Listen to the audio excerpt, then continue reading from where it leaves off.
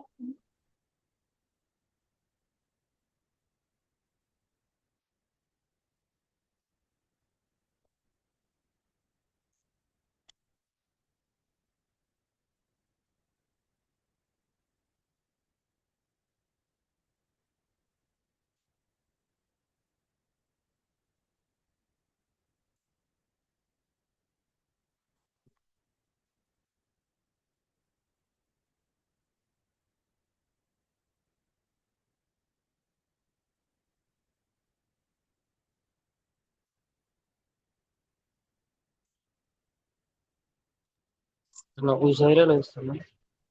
হ্যাঁ, দেখা যাচ্ছে স্ক্রিন। জি জি ওস্তাদ। ওস্তাদ। মজার ঘটনা।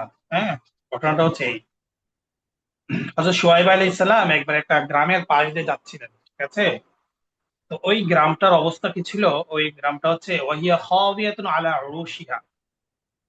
আচ্ছা, তোমরা তো অনেক সময় শহরে আছো, এটা অনেক সময় এটা বুঝবা না। হলো, যদি এভাবে বলি, লাউ গাছ, তারপরে শিম গাছ, বাগান বা এগুলো দেখেছো তোমরা, যেখানে মাচা দিয়ে কি করা হয়, গাছটিকে বানানো হয়। লাউ গাছ, এটা তো এই কি, লাউ গাছ তো হচ্ছে শক্ত না, তাই না? এটা উঠার পরে এটা উপর দিয়ে কি করা হয়, একটা ছোট করে রশি বা ইত্যাদি দিয়ে মাচা বানানো হয়। বুঝতে পেরেছো? হ্যাঁ, আচ্ছা, যাই হোক, ওটা যদি না বুঝতে পারো তাহলে আমরা এটাও ওইভাবে বলতে পারি যে বড় বড় বিল্ডিং, হ্যাঁ, এই বিল্ডিংটা যখন ধসে যায় তখন কি হয়, উপর থেকে ছাদ ধসে ওই নিচে ওগুলো উপর পড়ে যায়, তাই না? ভেঙে চৌচির হয়ে যায়। এরকম দেখেছো না? দৃশ্য এরকম দেখেছো না, যে একটা বড় বিল্ডিং এটা ধসে পড়ে গিয়েছে। বুঝতে পারছো? হানা জি তো কিছু ওস্তাদ। বলছো জি না। ওস্তাদ। হ্যাঁ, হানা বলো, তাহলে তো আমি বুঝতে পারবো যে তোমরা বুঝতে পারছো। তো এখানে যখন তিনি একটা ওই গ্রামে পাশ দিয়ে অতিক্রম করছিলেন, তখন ওই গ্রামের যে ঘরগুলো আছে, ঘর, তারপরে ইত্যাদি নানা বিষয় সব এরকম উপর হয়ে পড়ে গেছে। উপর হয়ে পড়ে গেছে মানে কি, একদম যে একটা বিল্ডিং, বড় বিল্ডিং ভেঙে চুরমার হয়ে গেলে যেরকম অবস্থা হবে একটা কল্পনা করো, ঠিক এরকম পুরো গ্রামে এই অবস্থা হয়ে গেছে। তো শুআয়ব আলাইহিস সালাম চিন্তা করলেন, বা এই যে অবস্থা, এই মানুষগুলো যারা, যাদের উপর ছাদ ভেঙে পড়ে গেছে, মানুষগুলো মারা গিয়েছে, এক একজন হাড্ডি হাড় গোড় সব ভেঙে চৌচির হয়ে গেছে, আলাদা হয়ে গেছে সবগুলো। কলা আন্না, এই যে তারপর তিনি বলেছেন, কলা তিনি বললেন, আন্না, আন্না মানে অর্থ হচ্ছে কিভাবে, আমরা সামনে আসবে আন্না, হ্যাঁ। আন্না ইউহয়ি, ইউহয়ি মানে হচ্ছে জীবন দান করা, জীবন জীবিত করা। আন্না ইউহয়ি হাদিহি, এইগুলোকে, আল্লাহ আল্লাহ, বাদা মাউতিহা, বাদা অর্থ তো আমরা জানি তাই না, বাদা মানে কি পরে, মাউত মানে কি, মাউত মানে মৃত্যু না, হ্যাঁ, বাদা মাউতিহা। তো সোহাগ সাল্লাম বলেন, আল্লাহ, এই যে এরা এইভাবে মারা গিয়েছে, এদেরকে, এদের মৃত্যুর পর আপনি কিভাবে আবার জীবিত করবেন? আমাদের বিশ্বাস কি আমরা মৃত্যুর পর আবার জীবিত হবো, তাই না? আমাদেরকে জীবন দেওয়া হবে আবার, এটা তো আমাদের বিশ্বাস। সবাই এটা বিশ্বাস করো তো নাকি? জি। এটা বিশ্বাস না করলে কিন্তু তুমি মুমিন থাকবা না, মুসলমান থাকতে পারবা না, হ্যাঁ? এটা আমাদের বিশ্বাস। আমরা বিশ্বাস করে আমাদের মৃত্যুর পর আমাদের আবার জীবিত জীবন দান করা। তো মনে করো, তো তিনি একজন নবী, তাই না? তো নবী যখন এই ধারণাটা করেছেন, এই নবীর জন্য এই ধারণা করা ঠিক না, হ্যাঁ? যে যত বেশি কাছের হয়, উনি সামান্য ভুল করলেও তাকে বেশি পাকড়াও করা হয় কিনা? মনে জি। করো বাবা মার যদি দুই চারজন সন্তান থাকে, তো একজন ছেলে একটু দুষ্টামি বেশি করে, তো ওই ছেলে দুষ্টামি করলে তো বাবা মা তেমন কিছু বলে না, তাই না? কিন্তু যে ছেলেটা ভদ্র, হ্যাঁ, সাধারণত দুষ্টামি করে না, এই ছেলেটা যদি কোনোদিন দুষ্টামি করে বসে, বাবা মা কি করে, আশ্চর্য হয়ে যায় কিনা? বা অন্য একজন আত্মীয় এসে দেখলো, আরে তুমিও এরকম দুষ্টামি করতেছো, এরকম একটু আশ্চর্য হয়ে যায় না? তো নবীরা তো হচ্ছে আল্লাহ তাআলার প্রেরিত বান্দা এবং বিশেষ বান্দা, তাই না? তাদের তো আল্লাহর প্রতি বিশ্বাস সবচেয়ে বেশি থাকবে। তো তাদের জন্য এরকম ধারণা করাও কিনা ঠিক না। আমরা দুর্বল মুসলমান, অনেক সময় আমাদের হয়ে যায়, হয়ে যাওয়ার সাথে সাথে আল্লাহ তওবা করতে হয়, হ্যাঁ, যে আল্লাহ আপনি আবার কিভাবে আমাদেরকে জীবিত করবেন, আমরা মাটির সাথে মিশে যাব, হ্যাঁ, ছাই হাড্ডি গুঁড়োগাড় হয়ে যাবে, ছাই হয়ে যাবে, মাটির সাথে মাটি খেয়ে ফেললাম কিভাবে এরকম শয়তান অনেক সময় ধোঁকা দেয়, কিন্তু না, ধোঁকা দিলে আবার ইমান আনতে হবে, আর বিশ্বাস করতে হবে, সমস্যা নেই, আমাদের জন্য এটা কিন্তু সমস্যা না। নবীরা এরকম ধারণা করলে তাদের জন্য এটা একটু প্রবলেম। তো যখন নবী ধারণা করলেন, সাথে সাথে আল্লাহ তাআলা বললেন যে, শুআইব তো আমার নবী, তুমি-" আসলে নবী তো আর এটা অবিশ্বাস করেন নাই, একটু আশ্চর্য হয়েছেন, তাই না? এরপর আল্লাহ কি করলেন, ফাআমাতাহুল্লাহু মিআতা আমিন সুম্মা বাআসা, ফাআমাতা, অতঃপর ফা মানে সুতরাং, আমাতা ইউমিতু, এই যে আমরা আকরাম বা ইউক্রির উপর ছিলাম না, এর অ্যাডভান্স ভার্ব, আমাতা মানে হচ্ছে অতঃপর তিনি তাকে, আল্লাহ তাকে কি করলেন, মৃত্যু দান করলেন। আমাতা অর্থ কি, আল্লাহ তাকে মৃত্যু দান করলেন, এটা হচ্ছে 3 পারার 2 নম্বর পৃষ্ঠার ঘটনা, বুঝতে পেরেছো? তারপর আল্লাহ তাকে মৃত্যু দান করলেন কত বছর, মিআতা আমিন, 100 বছর। মিআতা মানে কি, বলো, মিআত মানে কি? 100। 100। আম মানে বছর, আমন মানে কি, বছর। বছর। তো আল্লাহ তাআলা তাকে মৃত্যু দান করলেন 100 বছর, মানে তাকে যখন এই কথা ধারণা করলেন, তার মৃত্যু চলে আসে, এবং এইভাবে 100 বছর চলে গেছে, কত বছর? 100 বছর। তো চিন্তা করো তো। 100 বছর।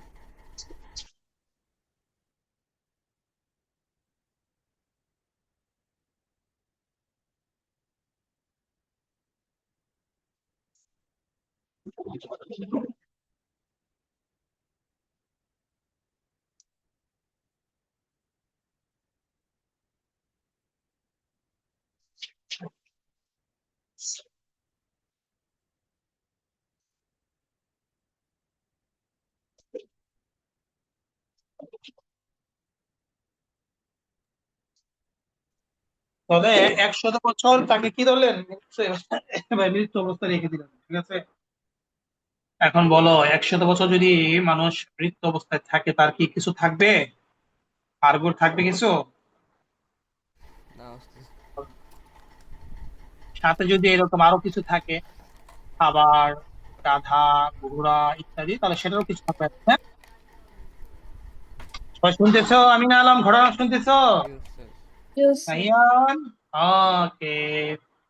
তাহলে এইভাবে তার মৃত্যু হয়ে যায় কত বছর? 100 বছর। এখন তার সাথে ওই যে সোহেব আলী ইসলাম যখন আসছিলেন না, সাথে কিছু খাবার ছিল, হ্যাঁ, এবং একটা গাধাও ছিল, ঠিক আছে। এখন 100 বছর তার চলে যাওয়ার পর আল্লাহ তাআলা তাকে আবার জীবিত করলেন, সুম্মা বাআসা, অতঃপর আবার জীবিত করলেন। কি করলেন? আবার জীবিত করলেন, ঠিক আছে। তোমার কলা, অথবা আল্লাহ বললেন, আল্লাহ তাআলা প্রশ্ন করলেন, ওই যে কলা কাম লাবিস্তা। কাম মানে কি? কত? কাম মানে কত? কাম লাবিস্তা, শুআইব, তুমি কত বছর এভাবে ছিলে, ঘুমিয়েছিলে না? কাম লাবিস্তা, কত বছর এভাবে অবস্থান করছিলে? বুঝতে পারো নাই? শুআইব আলাইহিস সালাম আল্লাহ তাআলা জিজ্ঞাসা করলেন। কলা, এবার শুআইব আলাইহিস সালাম বলছেন, কে বলছেন? শুআইব আলাইহিস সালাম বলছেন আল্লাহকে, লাবিস্তু ইয়াউমান আও বা'দা ইয়াউম। লাবিস্তু, লাবিস্তু মানে কি? তাহলে এখানে কি হবে? লাবিস্তু অর্থ আমি অবস্থান করেছি। লাবিস্তু, এই যে তু এসেছে, দেখছো? লাবিস্তু, আমি অবস্থান করেছি। ইয়াউমান অর্থ কি? অর্থ কি? দিন। ইয়াউমান অর্থ কি? সবাই বলো, লাবিস্তু ইয়াউমান, আমি একদিন, আও বা'দা ইয়াউম, অথবা কিছু অংশ, একদিনে কিছু অংশ অবস্থান করেছি। কে বলছে এই ঘটনা, এই কথাটা? শুআইব আলাইহিস সালাম। অথচ শুআইব আলাইহিস সালাম কত বছর এইভাবে ছিলেন? 100 বছর। হ্যাঁ, তো আল্লাহ তাআলা যখন তাকে আবার জীবন দান করলেন, তখন একদম পুরোপুরি আগে যেরকম ছিলেন 100 বছর আগে, বুঝতে পারো নাই? ঠিক আজকে যখন তাকে জীবন দিয়েছেন, তাকে আল্লাহ তাআলা হুবহু ওই রকম বানিয়ে দিয়েছেন। বুঝতে পেরেছো? ওকে। তো এইভাবে যখন তার অবস্থা, এখন প্রশ্ন হতে পারে যে তিনি কেন বুঝতে পারলেন না? কারণ বুঝতে পারলেন না এই জন্য, যখন তার ঘুম চলে আসতো অথবা তার মৃত্যু হয়েছিল, তখন ওই সকালবেলা ছিল আর কি, সকালবেলা মৃত্যু হয়েছিল। আল্লাহ তাআলা তখন যাকে আবার পুনরায় জীবিত করলেন, তখন ছিল সন্ধ্যাবেলা। তো মনে করো তুমি সকালবেলায় ঘুমিয়েছো, 3 4 দিন 5 দিন পরে তোমার ঘুম ভেঙেছে, আর তুমি দেখতেছো তখন সূর্য ডুবতেছে, তখন স্বাভাবিকভাবে তোমার কাছে মনে হবে না যে তুমিও একদিনই ঘুমিয়েছিলে? মনে হবে কিনা? জি উস্তাদ। হ্যাঁ। তো তারও এরকম ছিল, 100 বছর হয়েছে, সকালবেলা যখন উঠছেন তখন তার কাছে মনে হলো কি 100 বছর কে তিনি একদিন অথবা অর্ধদিন মনে করলেন। আল্লাহ বলছেন কলা, না না, কলা, তিনি বলেন বাল লাবিস্তা। বাল মানে কি? আমরা পড়েছি না, বাল মানে বরং। বাল মানে বরং। লাবিস্তা মিআতা আমিন, বরং তুমি 100 বছর কি করেছিলে? ঘুমিয়েছিলে, তোমার এই অবস্থা গিয়েছে। আচ্ছা, তুমি যে 100 বছর ছিলে, এটা প্রমাণ কি? তুমি যদি প্রমাণ দেখতে চাও তাহলে দেখো, তুমি যে খাবার নিয়ে এসেছিলে, এই খাবারগুলো খেয়ে গেছে, এগুলো পচন ধরে গেছে। আর যে তুমি যে ঘোড়া নিয়ে আসছিলে, সেই ঘোড়াটা দেখো একদম মাটির সাথে মিশে গিয়েছে। এখন আমি তোমার সামনেই ওই ঘোড়াটিকে এখন আস্ত একটা আগের মতো ঘোড়া বানিয়ে দিব, সরি গাধা বানিয়ে দেবো। গাধা নিয়ে আসছিলে, তো তুমি তুমি যে গাধাটি নিয়ে আসছিলে, দেখো ওই গাধাটার হাড় গুড় সব মাটি খেয়ে ফেলেছে। এখন আবার তুমি দেখো ওই গাধাটাকে আবার আগের মতো তোমার সামনে নিয়ে আসবো। এটা আল্লাহ বলছে। ওয়ানজুর ইলা হিমারিক ফানজুর ইলা তুআমিক। ফানজুর মানে কি? তুমি লক্ষ্য করো।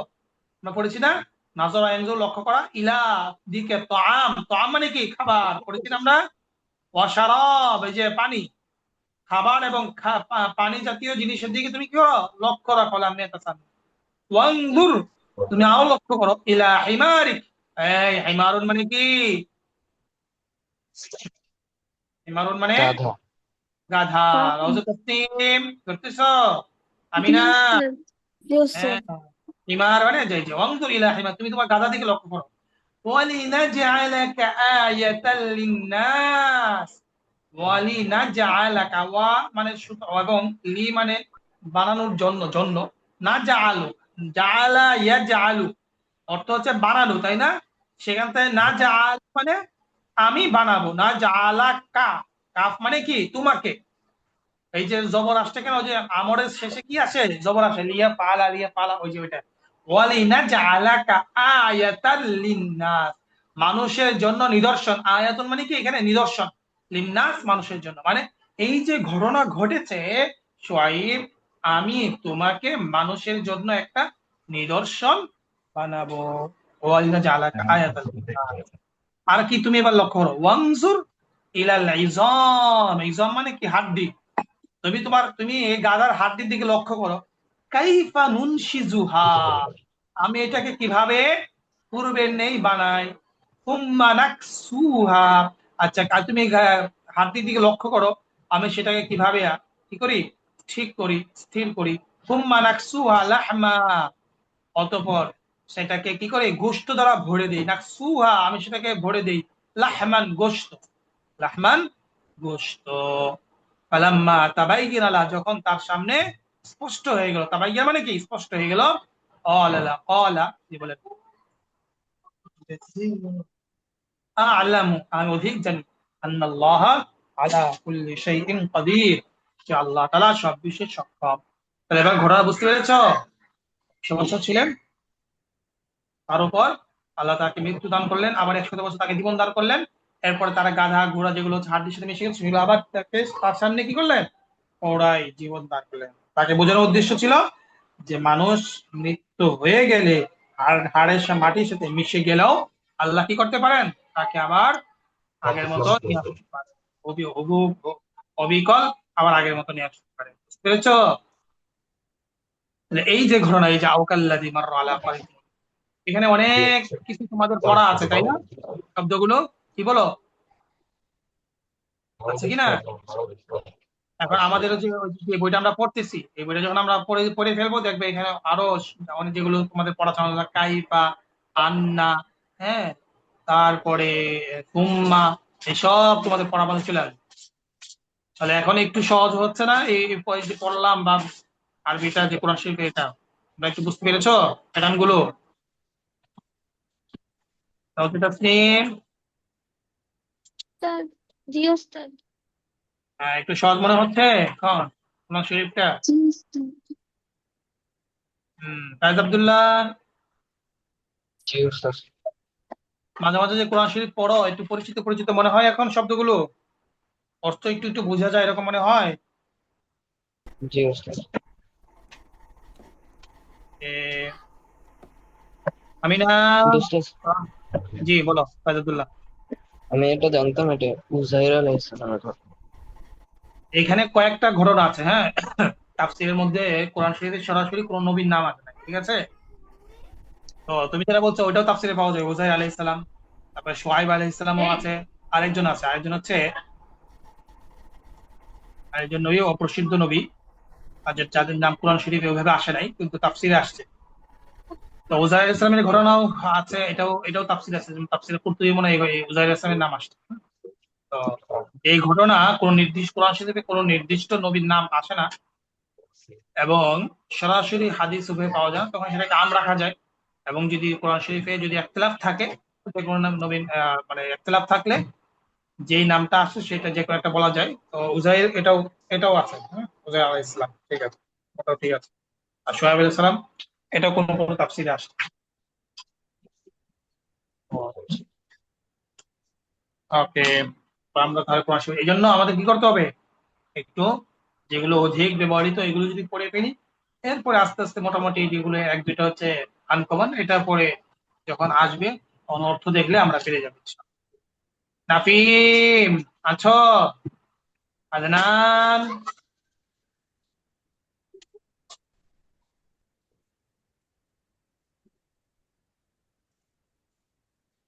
ওকে।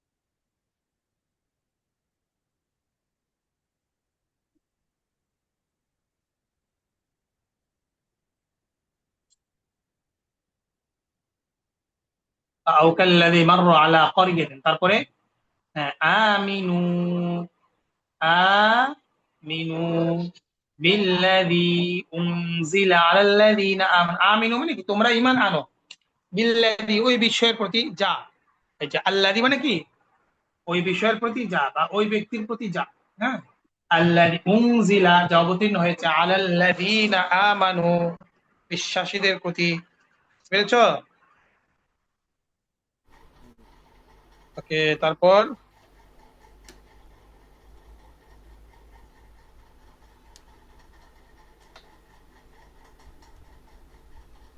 আল্লাতি, হ্যাঁ, আল্লাতির ব্যবহার আমরা দেখবো। আল্লাতি, আল্লাতি হচ্ছে স্ত্রীবাচকের জন্য আসে আল্লাতি, হ্যাঁ।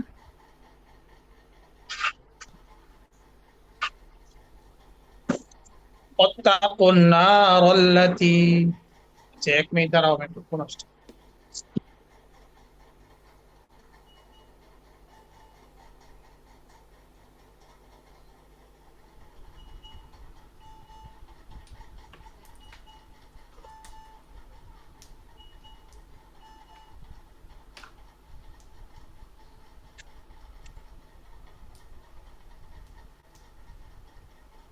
ওকে, তাহলে আল ওয়াত্তাকু আন-নার, তোমরা আগুনকে ভয় করো। ইত্তাকা, তাকা, ইয়াত্তাকি, তাকা, ইয়াত্তাকি থেকে ওয়াত্তাকু, তোমরা ভয় করো, আন-নার আগুনকে, আল্লাতি ওই আগুন যা। আচ্ছা, আন-নার এটা কি? এটা হচ্ছে স্ত্রীবাচক শব্দ। একদিন আমরা বলেছিলাম গত ক্লাসে যে শব্দের শেষে গুলতা হলে সেটা কি হয়? স্ত্রীবাচক হয়। তবে কিছু কিছু শব্দ আছে যেগুলো হচ্ছে, যেগুলোকে আরবিতে স্ত্রীবাচক হিসাবে কাউন্ট করা হয়েছে, যার কারণে ওইগুলোকে কি করতে হয়? স্ত্রীবাচক হিসেবে নির্ধারণ করতে হয়। আর নার, ওয়াত্তাকুন নার আল্লাতি যা উইদ্দাত লিল কাফিরিন, বিশ্বাস অবিশ্বাসীদের জন্য প্রস্তুত করা হয়েছে। ইদফা বিল্লাতি হিয়া আহসানুস সাইয়্যিআ নাহনু আ'লামু বিমা ইয়াসিফুন। এখানে ইদফা মানে কি? প্রতিরোধ করা। কি প্রতিরোধ করা? আস-সাইয়্যিআ, সাইয়্যিআ মানে কি? মন্দ। সাইয়্যিআ মানে মন্দ, বুঝছো? সাইয়্যিআ মন্দ। এরপরে এখানে হিয়া আহসানা, বিল্লাতি হিয়া আহসানা, কি দ্বারা? ওই জিনিস দ্বারা যা হচ্ছে উত্তম, ওই জিনিস দ্বারা যা কি উত্তম। ইদফা বিল্লাতি হিয়া আহসানু আস-সাইয়্যিআ, তোমরা মন্দকে প্রতিরোধ করো যা তার চেয়ে উত্তম তা দ্বারা। বুঝতে পেরেছো? মানে কেউ যদি তোমার সাথে জুলুম করে, খারাপ ব্যবহার করে, আল্লাহ তাআলা বলছেন তোমার দরকার নাই তার সাথে খারাপ ব্যবহার করার, কারণ আমরা কি বিশ্বাস করি আখিরাতে একদিন আছে। সে খারাপ ব্যবহার করেছে, তো আমার কি দরকার আছে তার সাথে খারাপ ব্যবহার করার? আমি আমার মতো করে ভালো কাজ দ্বারা সেটা প্রতিরোধ করে দিলাম। এটাই ইদফা বিল্লাতি হিয়া আহসান আস-সাইয়্যিআ, তোমরা আস-সাইয়্যিআ মানে কি? খারাপ, মন্দ, মন্দকে প্রতিরোধ করো ভালোর মাধ্যমে। নাহনু আ'লামু বিমা ইয়াসিফুন, আমি জানি তারা যা বলে। হ্যাঁ, তারা কি বলে তোমাকে এটা সম্পর্কে আমি জানি। নাহনু আ'লাম, আমি অধিক অবগত, বিমা ওই বিষয় সম্পর্কে, ইয়াসিফুন যা তারা মুখে বলে। তারপর ওয়ালা তাকুনু কাল্লাতি নাকাদাত গাজলা, ওয়ালা তাকুনু মানে কি? তোমরা হইও না কাল্লাতি ওই মহিলার মতো, যে মহিলা কি করে রশি পাকানোর পর তা আবার খুলে ফেলে। এখানে একটা ঘটনা, মক্কার এক মহিলা ছিল মদিনায়, ইহুদি মহিলা। সে সারাদিন, একটু তার মাথা সমস্যা ছিল, সারাদিন কি করতো, রশি আছে না, রশি দড়ি, রশি বলি যে আমরা, এই রশি পাকাতো। এখন তো আমরা কি করি, বাজার থেকে পাকানো রশি নিয়ে আসি। তো আগেকার মানুষ তো আর ওইরকম রশি পাকানো পাওয়া যেত না, ওটাকে নিজেরা কি এনে তারপরে ওটা পাকাতো। পাকানো মানে কি, একটা একটার সাথে কি করা, এই যে ঘুরিয়ে গাড়ায় লাগানো আছে না, এটাকে পাকানো বলে। তো সারাদিন সে রশি টুকায় টুকায় এরকম ভাবে একটা একটার সাথে জোড়া দিত, জোড়াতে পাকাইতো। সন্ধ্যাবেলা কি করতো, আবার সেই রশিটাকে কেটে ফেলতো। তো বলো, এই যে সারাদিন সে কাজগুলো করলো, এত কষ্ট করলো, এর দ্বারা কোনো লাভ হলো? সব বৃথা। তো আল্লাহ তাআলা ওই মহিলার একটা উদাহরণ পেশ করছেন, মুমিনদেরকে বুঝাচ্ছেন, মুমিন তুমি তো মুসলমান, তোমার কাজ যেন এরকম না হয় যে 5 ওয়াক্ত নামাজও পড়লা, আবার তুমি সন্ধ্যাবেলায়, হ্যাঁ, আল্লাহ তাআলা অবাধ্য কাজে লিপ্ত হয়ে গেলা। 5 ওয়াক্ত নামাজও পড়লা, আবার টিভির সামনে খেলাধুলা লিপ্ত হয়ে গেলা। হ্যাঁ, এখন তো কি চলছে? World cup. বিশ্বকাপ চলছে না বিশ্ব মহাপাপ চলছে? কি বলো, এখন কি চলতেছে? World cup. বিশ্ব মহাপাপ। এখন কেউ বলছে না, এখন কেউ বলবে না যে নাকি বিশ্বকাপ চলতেছে না বিশ্ব মহাপাপ চলতেছে। বিশ্ব মহাপাপ চলছে। আয়ান, আমরা ছোট মানুষ একটু না দেখি ফেলি নাকি? হ্যাঁ, এগুলো তো অনেক ইহুদিদের চক্রান্ত, তাই না? মুসলমানদেরকে খারাপ বানানোর জন্য, মুসলমানদেরকে ঈমান আমল নষ্ট করার জন্য। তো এই যে খেলাধুলা, এখানে কত রকমের গুনাহ তারা লিপ্ত, তাই না? এই জন্য চেষ্টা করা আল্লাহর দিকে তাকে, কারণ আমরা বিশ্বাস করি আখিরাতকে, তাই না? দুনিয়া আমাদের ক্ষণস্থায়ী, দুনিয়ার এই আনন্দ ফুর্তি এগুলো কিছুই না। আমাদের আসল আনন্দ তো আল্লাহ তাআলা রেখে দিয়েছেন জান্নাতে, তাই না? তো তোমাকে যদি বলা হয় ওই যে পরীক্ষার সময় যখন তোমাদের পরীক্ষা আসে, বা বিভিন্ন যেখানে যখন তোমার ভালো করে পড়াশোনা করতে হয় পরীক্ষার সময়, তখন যদি তোমার চারপাশে বন্ধু বান্ধব খুব খেলে, বন্ধু বান্ধবের কোনো জায়গায় একটা অনুষ্ঠান হয়, হ্যাঁ, সেখানে যাওয়া হয়? যাওয়া হয় না। বলা হয় কি যে না, পরীক্ষা চলছে, পরীক্ষা শেষ হলে তারপরে। এখন আমাদের মূল কাজ হচ্ছে পরীক্ষা। পরীক্ষার সময় যদি ভালো রেজাল্ট না হয় তাহলে পরে কি আর আনন্দ আনন্দ থাকবে না। তো আমরা যে দুনিয়াতে আসছি, এই দুনিয়া হচ্ছে কি ক্ষণস্থায়ী, এটা হচ্ছে একটা জেলখানা। মুমিনের জন্য দুনিয়া হচ্ছে জেলখানা। তো কেউ যদি জেলখানায় যায় তাহলে সে কি সবকিছু করতে পারে? করতে পারে না। তো জেলখানা থেকে যখন সে মুক্ত হয়ে যাবে তখন সে করবে। ঠিক আল্লাহ তাআলা আমাদেরকে বলছে আর দুনিয়া সিজনুল মুমিন, দুনিয়াটা হচ্ছে মুমিনের জন্য জেলখানা। মানে এখানে সবকিছু অবাধে সে করতে পারবে না। কিন্তু আল্লাহ তাআলা আবার সব বিনোদন আমাদের জন্য কোথায় রেখেছে? জমা রেখেছেন আখিরাতে। আমরা যদি এটা বিশ্বাস করি তাহলে এই যে নাজায়েজ যে সমস্ত খেলাধুলা আছে, জায়েজ খেলাধুলা আছে, হ্যাঁ, বিকাল বেলায় তোমরা নিজেরা নিজেরা খেলবে, হ্যাঁ, যেটা সবকিছু খেলা যাবে, যেটা বৈধ ইসলাম। কিন্তু যেখানে হচ্ছে গুনাহের কাজ হয়, শরীয়ত লঙ্ঘন হয়, সেখানে তো আর কি করা যায় না? যাওয়া যায় না, ঠিক না? এই জন্য আমরা বিশ্বাসী হিসাবে আমরা এই কাজটা করতে পারি। ওকে। কেউ যদি এমন হয় যে এই বিশ্বকাপের কোনো খেলা বা এগুলো সে দেখে নাই, এরকম হবে, তাহলে আমরা তাকে পুরস্কৃত করব, ঘোষণা করব নাকি? হ্যাঁ, যে আল্লাহর উপর তাকিয়ে আল্লাহকে সন্তুষ্ট করার জন্য আমরা এইবারের বিশ্বকাপে আমরা দেখবো না। হাদিসে আসছে, নবী সাল্লাল্লাহু আলাইহি ওয়াসাল্লাম বলেছেন, কেউ যদি কোনো গুনাহের কাজ কোনো জায়গায় হয়, সেখানে সে নাই কিন্তু তারপরে সে খুশি, হ্যাঁ, যে অমুক জায়গায় খেলা চলছে, আর্জেন্টিনা খেলা খেলা চলছে, ব্রাজিলের খেলা চলছে, সে তো ওখানে নাই, ওই দেশে নাই, কিন্তু সে খুশি যে যদি আর্জেন্টিনা জিতে সে খুশি, ব্রাজিল জিতলে সে খুশি। এই যে আমরা একটা অমুসলিম কাজে, ইসলামিক কাজে আমরা খুশি প্রকাশ করছি, হাদিসে নবী সাল্লাল্লাহু আলাইহি ওয়াসাল্লাম বলেছেন ওইখানে ওই গুনাহের কাজে যারা লিপ্ত, তারা ওখানে থেকে যে গুনাহ হবে, সে শুধু ওই অন্যায় কাজে সে খুশি প্রকাশ করার কারণে আল্লাহ তাআলা তাকে ওই পরিমাণ গুনাহ দিয়ে দিবেন। নাউজুবিল্লাহ। বুঝেছো? আর এটা একটা অনেক বড় একটা গুনাহ। হাদিসে আসছে, আলমার উমা মান আহাব্বা, যে যাকে মহব্বত করবে তার সাথে তার হাসর নাসর হবে, তাই না? এখন যদি কেউ, হ্যাঁ, লিওনেল মেসিকে পছন্দ করে, ভালোবাসে, আল্লাহ না করে একজন মুসলমানের যে হাসর যদি লিওনেল মেসির সাথে হয়, উপায় আছে? অত খ্রিস্টান, খ্রিস্টান না শুধু, ইসলামের বড় শত্রু, এবং সে ইসলামের বিপক্ষে অনেক স্লোগান এবং তার ইয়ে আছে, মিশন আছে ইত্যাদি।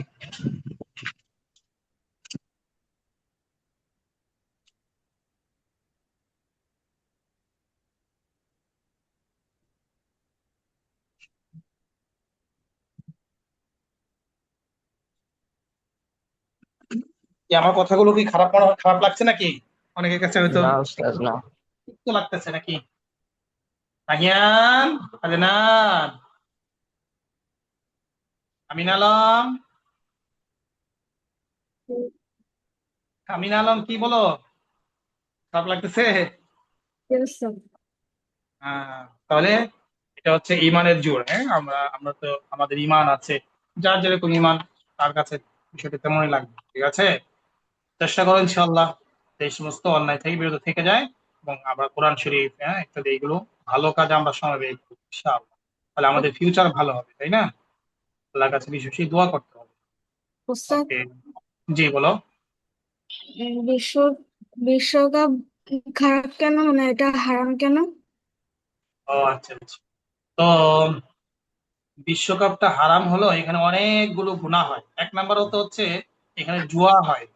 জুয়া মানে কি? যে খেলার মধ্যে হার জিত হয় এবং এটার উপর পুরস্কৃত করা হয়, এইটাই হচ্ছে জুয়া ইসলামে।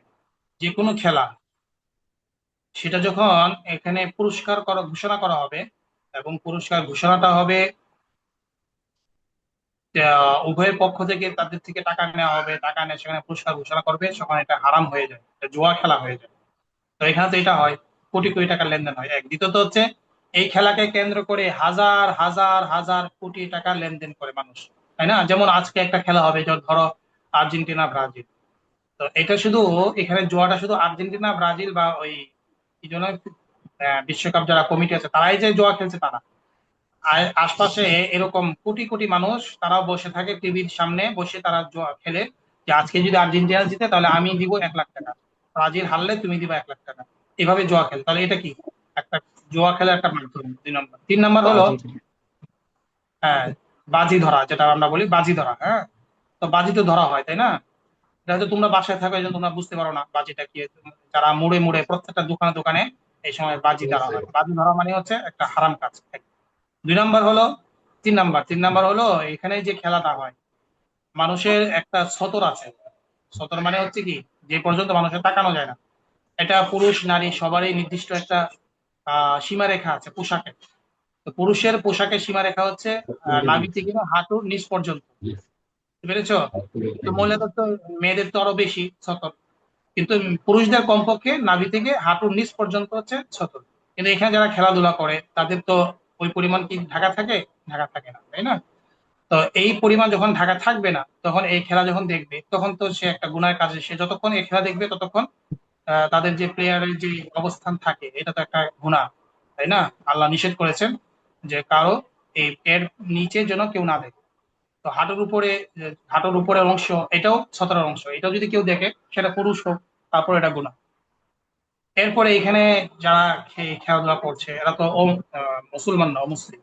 এবং অমুসলিম, শুধু অমুসলিম না, এরা ইসলামের অনেক ক্ষতি করে। আর্জেন্টিনার যে দেশ, সেখানে ইসলামের অনেক বিষয় নিষেধ, সম্ভবত আযান নিষিদ্ধ, সেখানে ইসলাম চলাই যায় না। তো যারা ইসলামকে কোনোভাবেই নিজে ওন করে না, ইসলামের বিদ্বেষ যারা, তো তাদেরকে আমরা কিভাবে সাপোর্ট করতে পারি? এরকম আরো অনেকগুলো কারণ আছে। এর মধ্যে সবচেয়ে কারণ তো এটাই, এখানে খেলাধুলার মধ্যে যা হয় সবই তো, এরপরে গান বাজনা যা হয় এটাও তো একটা নিষেধ। তারপরে এখানে জিনা, বেবিচার, পৃথিবীর মধ্যে এই 5-10-5 বছরে যে পরিমাণ বেবিচার হয়, জিনা হয়, বেবিচার হয়, অবাধ মিলামেশা হয়, এই 1 মাসে পুরা 5 বছর কেন, 10 বছরে যা হয় না তার চেয়ে বেশি হয়। তাহলে এটা কিভাবে আর হালাল হতে পারে? বুঝতে পেরেছো? মানে এমন কোনো অন্যায় কাজ নাই যা এই সময় হয় না, তাই সেই জন্য এটা তো আর বিশ্বকাপ নয়, এটা কি হয়ে যায় এখন? বিশ্ব মহাপাপ হয়ে যায়। বুঝতে পেরেছো সবাই? ওকে। এজন্য প্রত্যেকেই তো একটা পছন্দ তো অবশ্যই আছে, কিন্তু পছন্দ আমাদের থাকতে হবে ইমান আমলের উপর। আমাদের পছন্দের ব্যক্তিকে নবীজি, তাই না? আমাদের মডেল নবীজি। হ্যাঁ, অনেকে দেখবে এখন এই সময় চুল রাখবে কাটিং করে, এক একজন, কেউ রাখবে নেইমারের মতো, কেউ রাখবে মেসির মতো, আরো অনেক খেলোয়াড় আছে তার মতো। হাদিসে এগুলো নিষেধ করা হয়েছে যে কেউ যদি কারো সাদৃশ্য অবলম্বন করে, কিয়ামতের মাঠে আলাদা তার সাথে তার হাসন আসা করবে। ঠিক আছে? এজন্য এগুলো নিষেধ। আমি যদি কারো সাদৃশ্য অবলম্বন করি, হ্যাঁ, তাহলে আমি তো তার মতো হয়ে যাব। অনেকগুলো গুনাহ এটার সাথে জড়িত। ওকে। তো এটাই এখানে আমাদের মূল আলোচনা। এখানে বলা তাকুনু কাল্লাতী নাকাদাত গাজলাহা। আমরা ঈমান, আমল, নেক আমল করি, অনেক কিছু করি, এগুলো আবার ধ্বংস করা যাবে না। তারপরে সিরাতাল্লাযীনা আন'আমতা আলাইহিম, সিরাত মানে কি? সঠিক রাস্তা। সিরাত পথ, আল্লাযীনা মানে দোজ হো, ওই সমস্ত ব্যক্তি যারা, ওই সমস্ত ব্যক্তি যারা, ওই সমস্ত ব্যক্তি যারা সিরাতাল্লাযীনা আন'আমতা আলাইহিম, ওই সমস্ত ব্যক্তি যারা আন'আমতা আলাইহিম, ওই সমস্ত ব্যক্তিদের পথ। মানে এখানে আমরা যে সূরা ফাতিহা পড়ি না, ইহদিনাস সিরাতাল মুস্তাকিম, ইহদিনা মানে কি, হে আল্লাহ আমাদেরকে পথ প্রদর্শন করুন। কোন পথে? এই পথটা আমরা বলছি ওই পথের উপর, যেই পথ, যে যাদের উপর আপনি কি করেছেন, নিয়ামত দান করেছেন। সিরাতাল্লাযীন, ওই সমস্ত লোকদের পথ, যে সমস্ত লোকদের উপর আপনি নিয়ামত দান করেছেন। তার মানে নিয়ামত কাদের উপর দান করেছেন? নবী, সিদ্দিকিন, সালেহীন, নবীদের উপর। আমরা চাচ্ছি কাদের পথ? যেই পথে নবী হেঁটেছেন আমরা সেই পথে হাঁটতে চাই। আমরা আল্লাহর কাছে কেমন যেন এই দোয়া করছি প্রতিদিন 5 ওয়াক্ত নামাজের মধ্যে, আমরা এই দোয়া করছি যে যেই পথে আমাদের নবী হেঁটেছেন সেই পথে আমরাও কি হাঁটবো। সিরাতাল্লাযীনা আন'আমতা আলাইহিম। ঠিক আছে? এজন্য আমাদের পথ হচ্ছে নবীদের পথ, আমাদের পথ কোনো ইহুদি খ্রিস্টানদের পথ না, তাই না? তো যারা এখন খেলাধুলা করছে ম্যাক্সিমাম তো হচ্ছে ইহুদি খ্রিস্টান। হয়তো এক দুইটা দেশ মুসলমান আছে, মুসলমানদেরকে আসল যে ঘর, আসল যে তার মিশন, এটা থেকে ফিরিয়ে রাখা যায়। মুসলমানদের আসল মিশন হচ্ছে মুসলমানরা সে তোর এই তীর প্রশিক্ষণ দিবে। হাদিসে আসছে খেলাধুলার মধ্যে কয়েকটা বিষয় আছে, এগুলো যদি কেউ করে এগুলোর জন্য সওয়াব আছে। যেমন তীর নিক্ষেপ করা, তীর তীর প্রশিক্ষণ নেওয়া, এটা অনেক বড় সওয়াবের কাজ।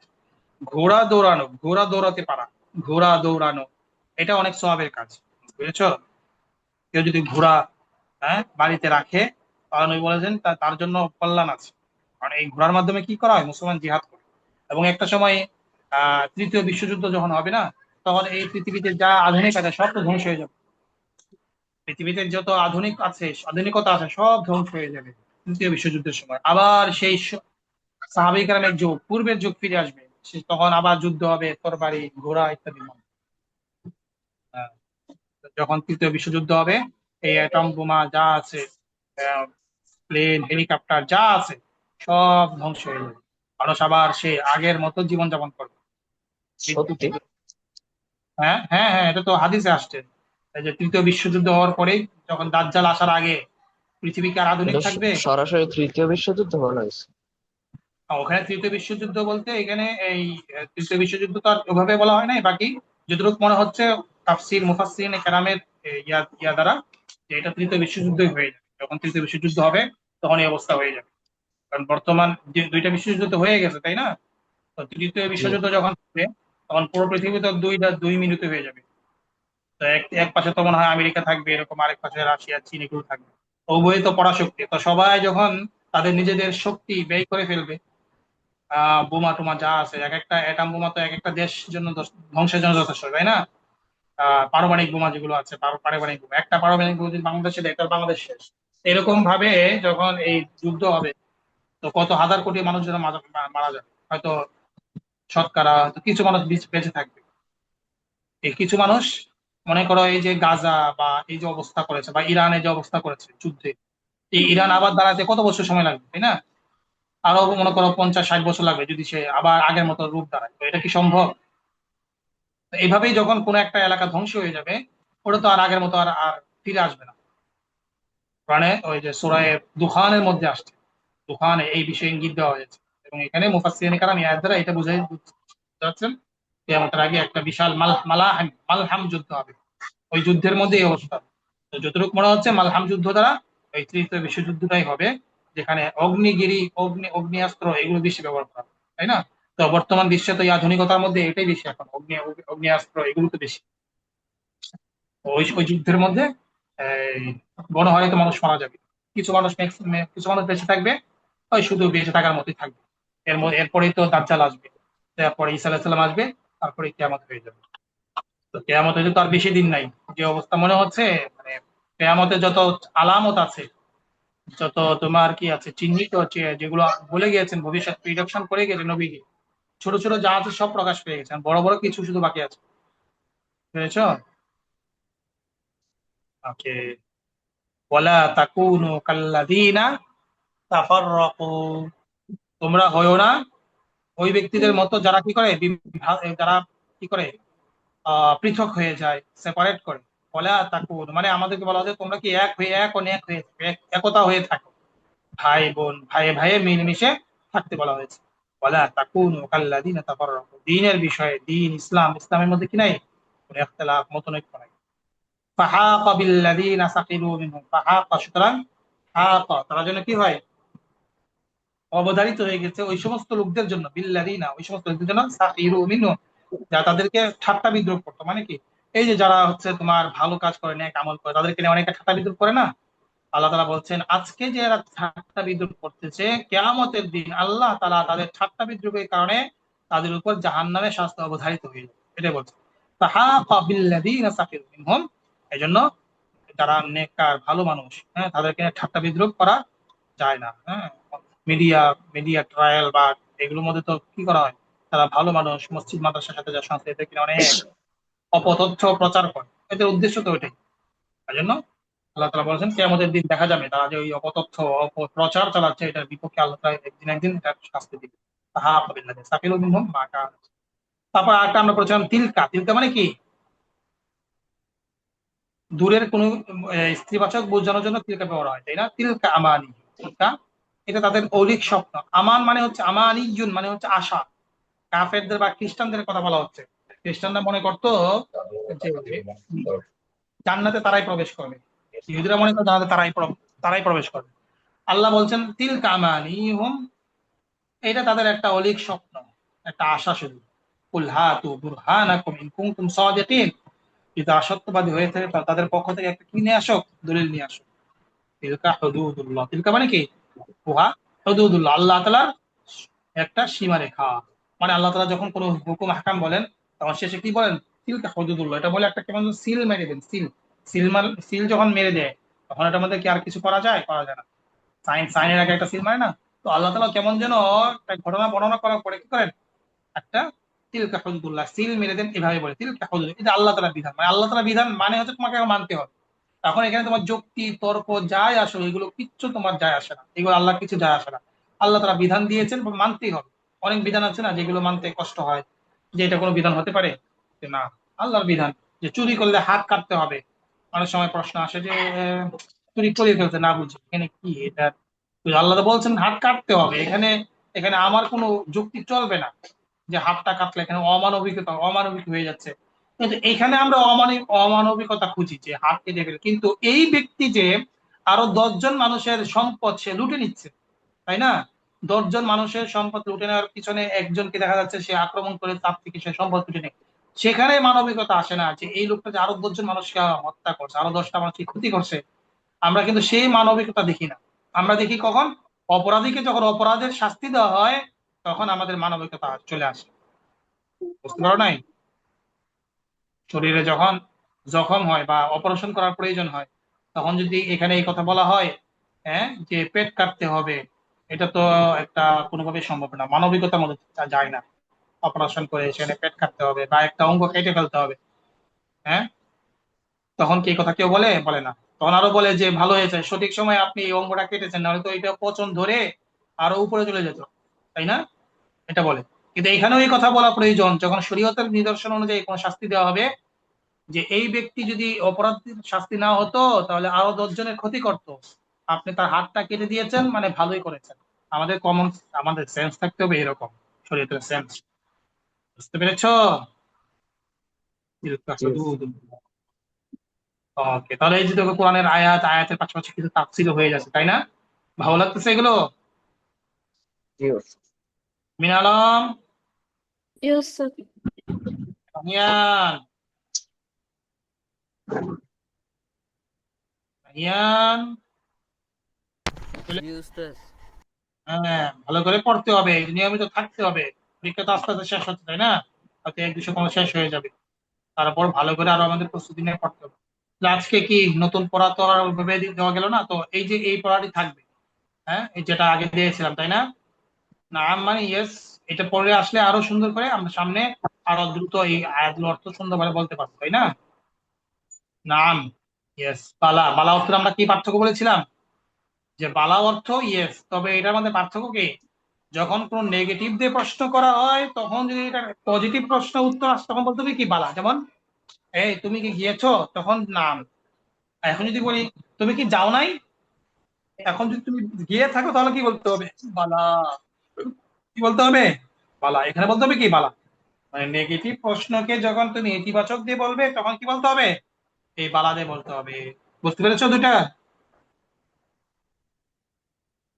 ইউসুফ। কাল্লা, কখনো না। কাল্লা, কাল্লা বাল রানা আলা কুলুবিহিম, কাল্লা সাউফা তা'লামুনা সুম্মা কাল্লা সাউফা তা'লামুন, কাল্লা লাউ তা'লামুনা ইলমাল ইয়াকিন। এই যে কাল্লা, দেখেছো, কখনো নয়। ইল্লা, এক্সেপ্ট। ইল্লা, এক্সেপ্ট, তাহলে কি ব্যতীত? ইল্লা ব্যতীত, ইল্লা কি ব্যতীত? আগের কথা থেকে এটা কি ইতিবাচক দিয়ে বের করে। ইন ওয়া ইল্লা, নাথিং বাট। ইন ওয়া ইল্লা, না তবে। আমরা অনেক সময় বলি না যে সে কি আসছে না, তবে সে আসতে চেয়েছিল। এই যে এই ধরনের ক্ষেত্রে কি আসে? ইন লা, ইন ইল্লা, ইন ইল্লা কি আসে? আবার মা ইল্লা, মা ইল্লা এটাও এরকম, নাথিং বাট মা ইল্লা, না আসে নাই তবে সে আসতেছিল। তারপরে আমরা বলছিলাম আল্লাহ, আল্লাহ মানে কি? সো ইজ নট তো। আল্লাহ আমরা বলেছিলাম আল্লাহ মূলত কি ছিল? আল্লাহ মূলত আনলা ছিল, যে না। আল্লাহ মানে কি? আল্লাহ। আনলা মূলত কি ছিল? আল্লাহ মূলত ছিল আনলা।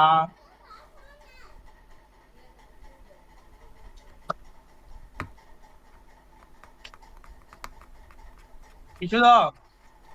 আনলা। আল্লাহ। হম, আনলা আনলা। তাহলে আনলা এটাকে বানানো হয়েছে আল্লাহ, কেন? ঈদগাম, ঈদগামে বালাগুন্না পড়েছো না তোমরা?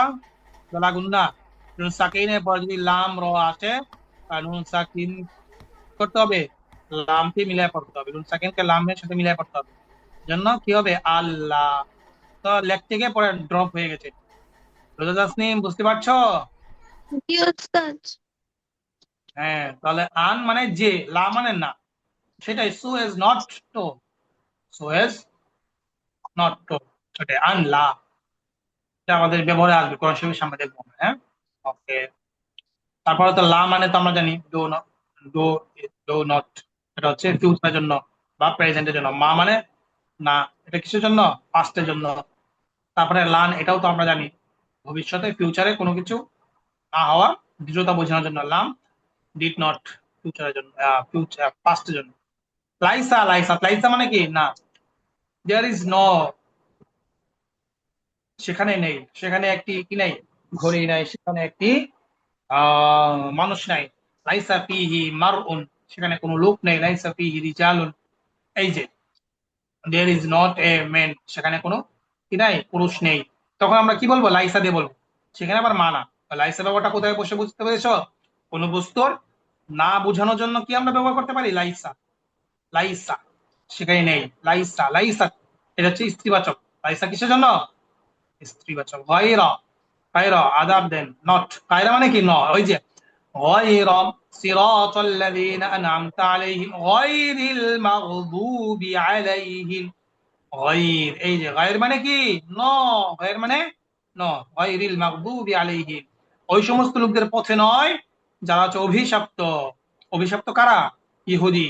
ওয়ালা বল, যেমন যারা বিভ্রান্ত। বিভ্রান্ত বলতে কারা বুঝছো? খ্রিস্টান। আমরা তার মানে আমরা প্রতিদিন আল্লাহর কাছে কি করি? 5 বার আল্লাহর কাছে পানা চাই যে আমরা যেন ইহুদি এবং খ্রিস্টানদের পথে যেন আল্লাহ আমাদেরকে পরিচালনা না করেন। কিন্তু দিন শেষ দেখা যাচ্ছে কি, আমরা সেই ইহুদি এবং খ্রিস্টানদের পথেই আমরা বেছে নেই। এই যে বিশ্ব মহাপাপ, এটা ইহুদি খ্রিস্টানদেরই তো একটা উৎসব, তাই না? কিন্তু মুসলমান সেটা মধ্যে আমরা জড়িয়ে গিয়েছি। মুসলমানের কাজ তো এরকম ছিল না। মুসলমানের কাজ হচ্ছে কি, সে আল্লাহর দিনকে প্রতিষ্ঠা করার জন্য সবসময় প্রস্তুত থাকবে, নিজেও প্রস্তুত থাকবে আল্লাহ দিনকে বিজয় করার জন্য, এবং অন্যকেও সে উদ্বুদ্ধ করবে। এটা হচ্ছে ইসলামের, মুসলমানের, একজন মুসলমানের খাঁটি কাজ। মিন দুন, অ্যাপার্ট ফ্রম, মিন, মিন মানে থেকে, দুন মানে ফ্রম, সামনে থেকে, বা মিন দুনি ব্যতীত, এরকম মিন দুনি একাধিক অর্থ আসে, হ্যাঁ। মিন দুনি ব্যতীত অর্থ আসে। ওকে, তাহলে তোমরা এই শব্দগুলো ভালো করে পড়ে আসো, যেন আমরা সামনে নতুন আমরা ওয়ার্ড গুলো আমরা সুন্দরভাবে বলতে পারি। ঠিক আছে? ওস্তাদ কালকে তো ক্লাস 10টা 15 থেকে না? হ্যাঁ, 10টা 15 থেকে হবে ইনশাল্লাহ, 10টা 15। জি শনিবারে ওস্তাদ। 10টা 15 থেকে সবাই নিয়মিত ক্লাসে অংশগ্রহণ করবে, ঠিক আছে ইনশাল্লাহ? কোরআন শরীফ আয়াত যাচ্ছে, সুন্দর সুন্দর ঘটনা আসবে, সেগুলো বলা হবে। ওকে, জি ওস্তাদ। ইনশাল্লাহ, ঠিক আছে। আসসালামু আলাইকুম। ওয়ালাইকুম আসসালাম। আসসালামু আলাইকুম।